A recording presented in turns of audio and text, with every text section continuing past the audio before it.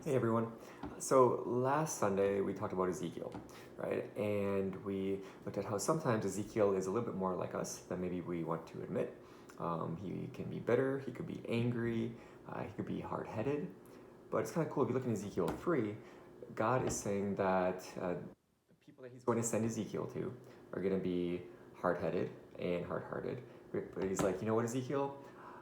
They're hard headed, and so I'm going to make you just as hard headed as they are because I have a message that needs to be proclaimed. And I thought about that because sometimes we can look at ourselves and our flaws, or maybe we can look at the frustrations we have maybe with those around us or our kids. And we can be like, man, that person is so stubborn.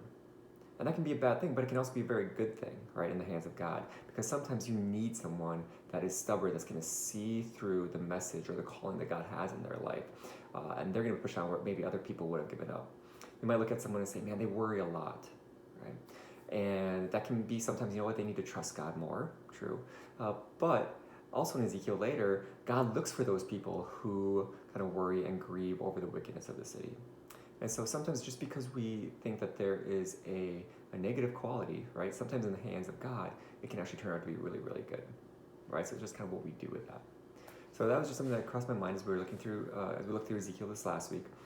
And maybe this week, you know, as you go through and maybe you're frustrated with something that you did or your kids or whatever, maybe also look at it about how can God use that quality, right? Sometimes the same quality that might frustrate you and me, or you and I, is the same thing that God can use for His glory.